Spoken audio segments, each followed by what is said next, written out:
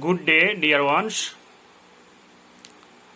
I think you are going very hale and well with fresh and active mentality with the supervision of your beloved parents and well wishers. Today we will discuss about our said topics, that is a biography. You know that already we have been taught or we have been discussed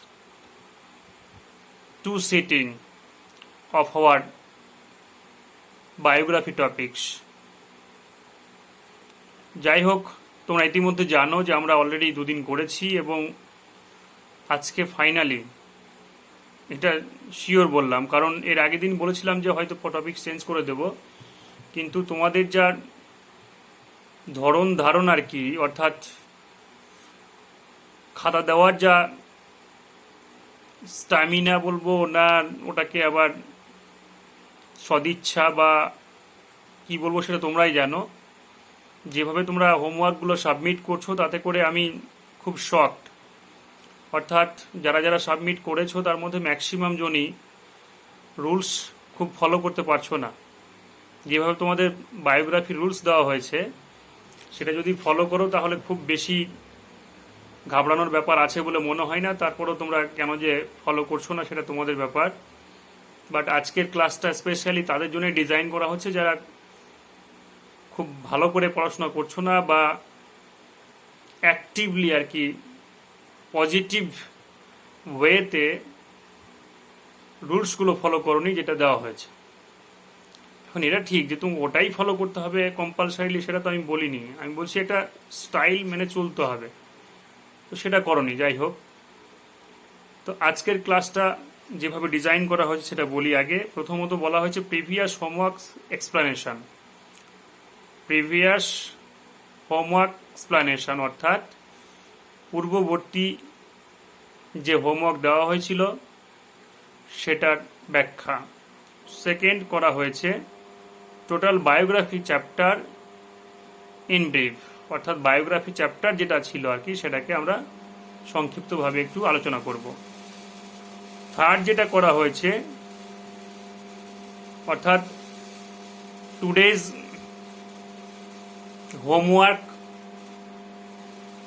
explanation and some model answers copy sent one WhatsApp and finally final speech. ওকে, তো শুরু করছি। প্রথমত যেটা ছিল আর কি previous homeworks explanation. তো আমি যদি খুব শকিংলিও বলি যে তোমরা কিন্তু হোমওয়ার্কটা ভালো করে করোনি। প্রত্যেকেরই খাতা দেখেছি যারা যারা দিয়েছো, তার মধ্যে আমি স্পেশালি যার সবচেয়ে বেস্ট হয়েছে সেটা হচ্ছে রৌনক। তার খাতাটা আমি তোমাদের সেন্ডও করবো আর কি ফটোতে হোমওয়ার্কে। আমি একটা হোমওয়ার্ক দিয়ে দেবো, মানে যেটা হোমওয়ার্ক ছিল সেটা আনসার, একটা মডেল আনসার দিয়ে দেবো, আর রৌনকের খাতাটাও তোমাদের দেবো, সেটা তোমরা দেখে নিও। আর বাকিদের অনেকের হয়েছে বাট ম্যাক্সিমাম যেন হয়নি, যেটুকু বললাম। তো আমি তোমাদের বারবার করে বলেছি যে যেগুলো রুলস দিয়েছি সেই রুলসগুলোকে ফলো করবে, কিন্তু তোমরা করছো নাটা কেন? তোমরা যদি বাড়িতে কোনো টিচারও নাও আর কি, বা তোমাদের যদি বাবা মারাও হেল্প করে থাকেন, তারপরেও আমি তোমাদের বলবো যে তোমরা অন্তত যেভাবে রুলস দেওয়া হয়েছে সেটা তোমার কারো হেল্প ছাড়াই করতে পারবে। একটু যদি পয়েন্টগুলো বুঝে নাও, যে পয়েন্টগুলোকে তুমি ইলাবোরেট করবে আর কি, ইলাস্ট্রেট করবে, ব্যাখ্যা করবে, বা যে পয়েন্টগুলোকে ফলো করে তুমি লিখবে সেগুলো যদি একটু মানে বুঝে নাও তাহলে কারোরই হেল্প লাগবে না। এবং আমি খুব দায়িত্ব নিয়ে বলছি, হেল্প লাগার কোনো কথাই নয়। তো সেভাবে তোমরা করবে এবং আমি যেটা মডেল আনসার একটা পাঠাবো, রৌনকেরটাও পাঠাবো, আমিও একটা পাঠাবো বললাম, সেটাও দেখবে।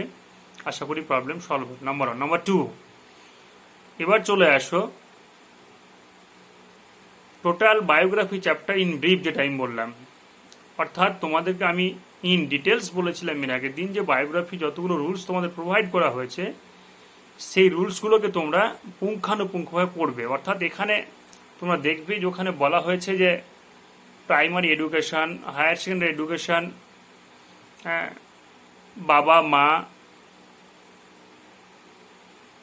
মানে তার অ্যাক্টিভিটিস, কলেজ এডুকেশন থেকে শুরু করে তার পেশা, অকুপেশন যেটাকে আর কি বলি, তার রিটায়ার্ড ইত্যাদি সব কিছু আছে।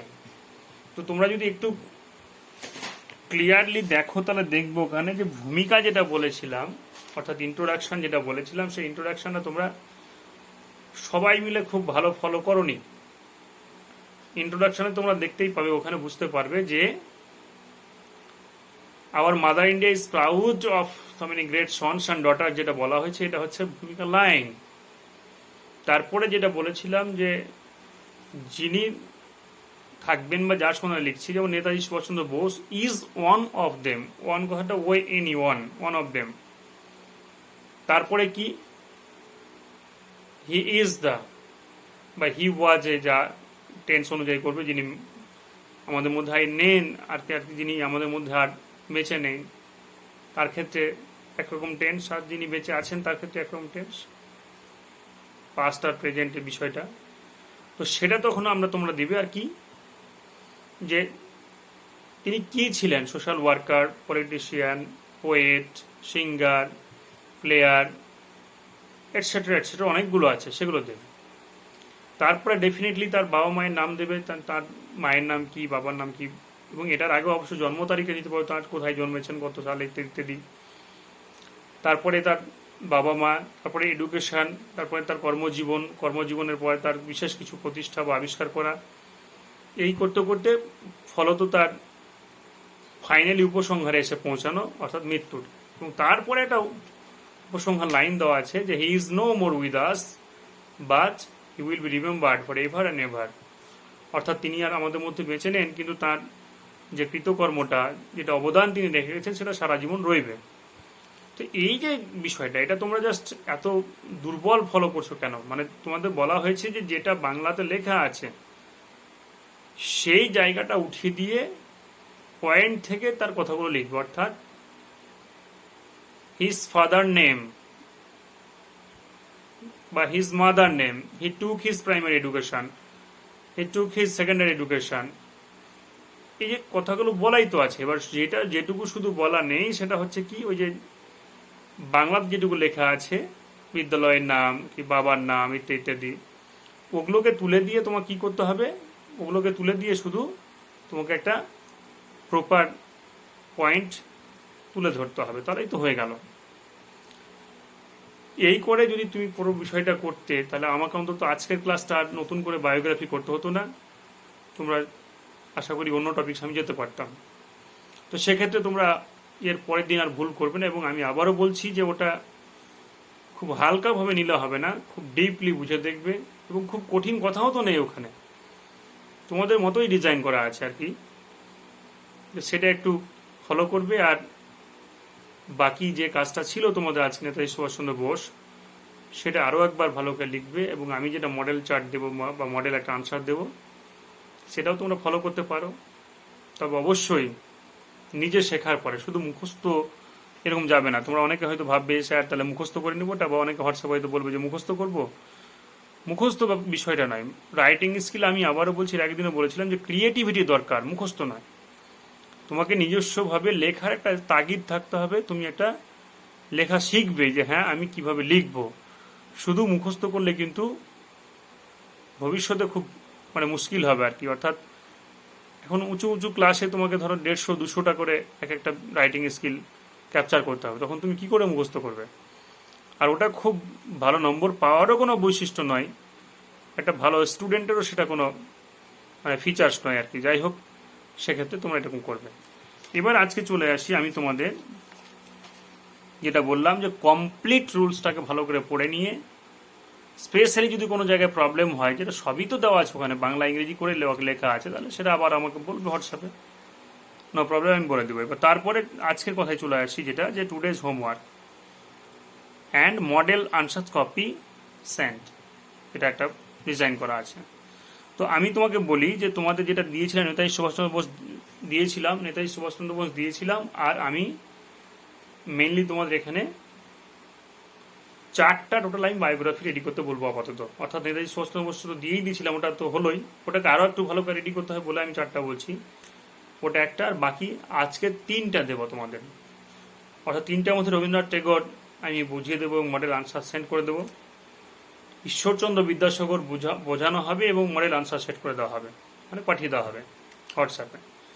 আর শুধুমাত্র স্বামী বিবেকানন্দ যেটা, ওটা শুধু পয়েন্টগুলো দেওয়া থাকবে, পয়েন্টগুলো আমি বুঝিয়ে দেবো, আর তোমাকে আনসার করে রেডি করে রাখতে হবে। ওটা হোয়াটসঅ্যাপে পাঠালেও পাঠাতে পারো, কিন্তু এর পরের দিন বায়োগ্রাফি সম্বন্ধে আর আলোচনা হবে না। কেন? অনেক দিন হলো বলে এর পরের দিন আর বায়োগ্রাফি আলোচনা হবে না, পরের টপিকস আলোচনা হবে।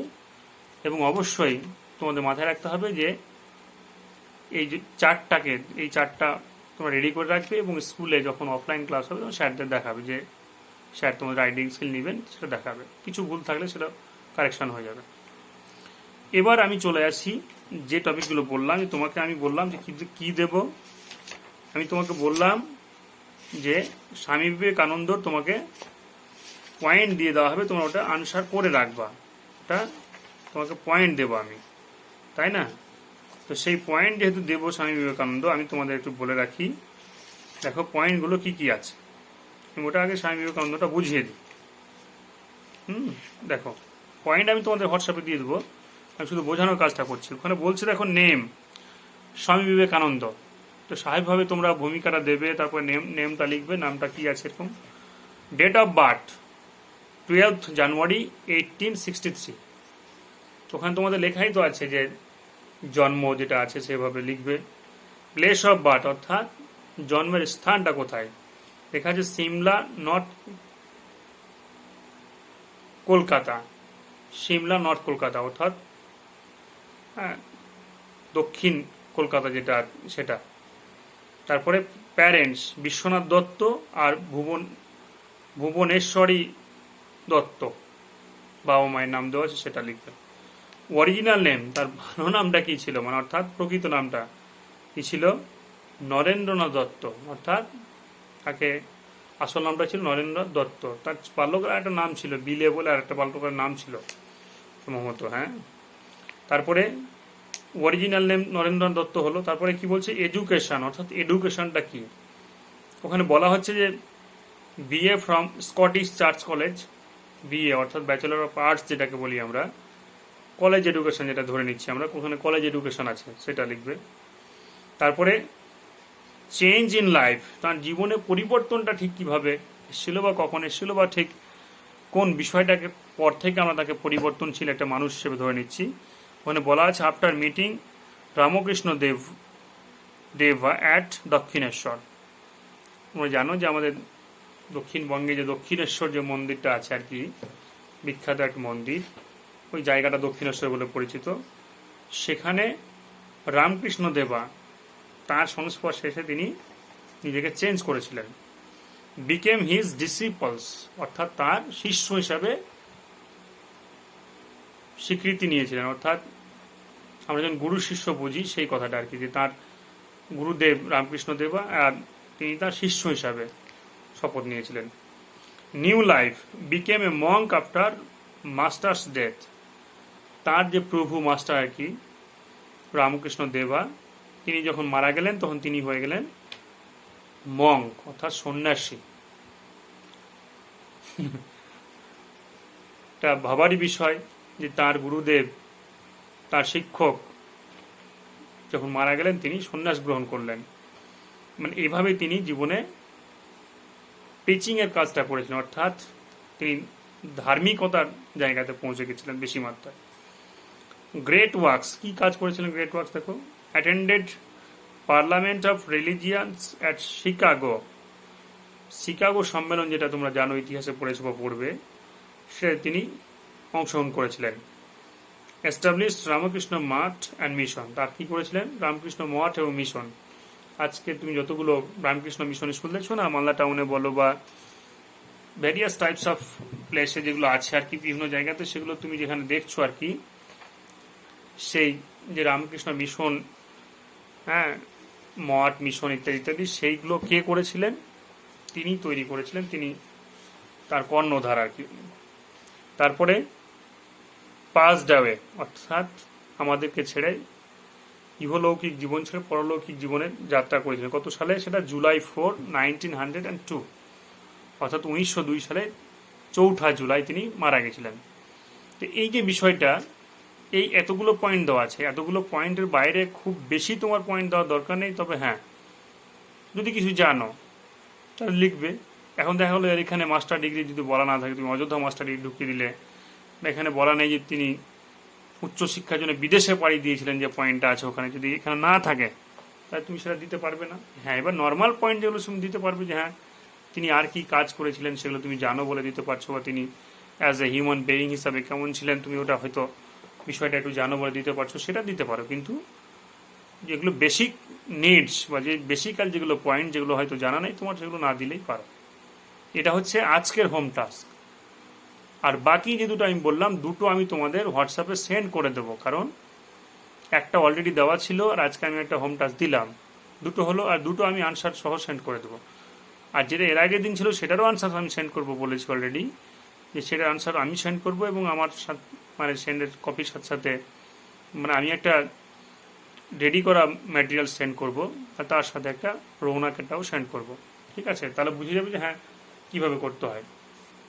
তো যাই হোক, তাহলে আজকের বিষয়টাকে আমি এরকম করে ছাড়লাম বলতে, তাহলে আমি আজকে আর কি থাকছে, রবীন্দ্রনাথ ঠাকুর থাকবে আর একটা ঈশ্বরচন্দ্র বিদ্যাসাগর। এখন রবীন্দ্রনাথ ঠাকুর কে ছিলেন তোমাদের বলে দেওয়ার খুব দরকার নেই, এবং পয়েন্টগুলো থাকবে, পয়েন্টের পরে আনসারটাও থাকবে। তোমরা ডেফিনেটলি সেটা পয়েন্টগুলো দেখবে, আনসারগুলো দেখবে, দিয়ে ওটাকে করবে। মানে আমি তো উত্তর করে দিয়েছি, বা করে উত্তর করে দেওয়া একটা কপি পাঠানো হবে, বাট তোমরা সেটা কি করবে, নিজের মতো করে আরও একটু বোঝার চেষ্টা করবে, এবং অবশ্যই যথারীতিভাবে যেটা মানে কমপ্লিট একটা আনসার হয় এর পরের দিনের জন্য, সেইভাবে তোমরা রেডি করবে। এটার সাথে আর কি করবে, ওই যেটা আমি বললাম, একটা হচ্ছে ঈশ্বরচন্দ্র বিদ্যাসাগর আর একটা রবীন্দ্রনাথ ঠাকুর। তো রবীন্দ্রনাথ ঠাকুর কে ছিলেন ইত্যাদি ইত্যাদি A to Z তোমাদের জানা, আর ঈশ্বরচন্দ্র বিদ্যাসাগর সম্বন্ধেও তোমাদের জানা। এই দুজন মনীষী বা বিশিষ্ট ব্যক্তি, এবং অলরেডি নেতাজি সুভাষচন্দ্র বোস হয়েছে, আর বিবেকানন্দ বোঝালাম। এই চারটা তোমরা রেডি করে রাখবে তোমাদের যে সেকেন্ড টার্ম এক্সাম সেগুলোর জন্যে। এবং অবশ্যই তোমাদের যখন স্কুল খুলবে আর কি, তোমার যে স্যার রাইটিং স্কিল চ্যাপ্টার আছেন বা যিনি করাচ্ছেন, তাকে তোমরা এই বিষয়টা একটু নজরে নিয়ে আসবে, যে হ্যাঁ স্যার আমাদের এই চারটা অনলাইনে হয়েছে, এবং তারা যারা যারা দেখিয়েছো খাতা, তারা তো খাতা দেখাবেই, যারা করনি তারা রেডি করে রাখবে, দিয়ে খাতাগুলো স্যারদেরকে দেখাবে, যেভাবে ওনারা দেখেন সেভাবে দেখাবে। এবার চলে আসি শেষ কথাতে, যে আমি কিন্তু আজকে বায়োগ্রাফি চ্যাপ্টারটাকে শেষ করলাম, তোমরা জানো, এবং প্রতিজ্ঞাবদ্ধ ছিলাম আজকে অন্য কিছু করাবো, কিন্তু যেটা সম্ভব হলো না। আবারও বলছি, তোমরা রুলসগুলোকে ফলো করবে, এবং অবশ্যই কোনো প্রকার চিন্তা না করে, অর্থাৎ আমি পারছি না, পারবো না, এরকম নয়, খুব ইজিলি পারবে। এবং যদি তারপরে কোনো হেল্প লাগে তোমরা অবশ্যই সেটা আমাকে হোয়াটসঅ্যাপ করতে পারো।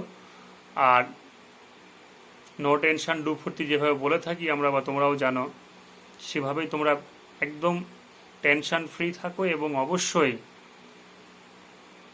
একটা বিষয় তো করতেই হবে, সেটা কি, প্রচুর পরিমাণে প্র্যাকটিস করতে হবে।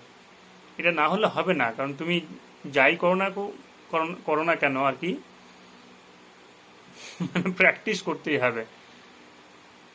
এটাতে ফাঁকি মারলে হবে না। আর যেভাবে তোমরা চেষ্টা করছো ফাঁকি মারার, অন্তত ক্লাস 5-এর স্টুডেন্ট তোমরা ফাঁকি মারবে কেন? তোমাদের তো এখন মানে ইজিলি সব কিছু পড়া হয়ে যাবে, হ্যাঁ, এবং তোমাদের খুব সব কিছু মনেও থাকবে। তো সেভাবে তোমরা রেডি হও, আর এর পরের দিনের জন্যে তোমরা রেডি হয়ে আসবে। এবং অবশ্যই তোমরা জানো যে পরের দিন যে রাইটিং স্কিল টপিকসটা আরও তোমাদের সিলেবাস আছে বায়োগ্রাফির পরে, সেই টপিক সম্বন্ধে আমি শুরু করব, এবং খুব ইন্টারেস্টিং ওয়েতে আরেকটা মানে রাইটিং স্কিল চ্যাপ্টার শুরু করব, এবং ওটা শেষ হয়ে গেলেই তোমরা মানে সেকেন্ড টার্ম এক্সামের জন্য রেডি হতে পারবে বলেই খুব সিলেবাস যেটা প্রমাণ করছে। এভাবেই রেডি হবা। আর কি কিছু বলবো, বেশি বলে লাভ নেই, কারণ যেহেতু টপিকসটাই শেষ হয়ে যাচ্ছে। ওই শেষ কথা একটা যেটা বলতে হয় কি, ভালো থেকো, ভালো রেখো, stay safe, stay protected, by.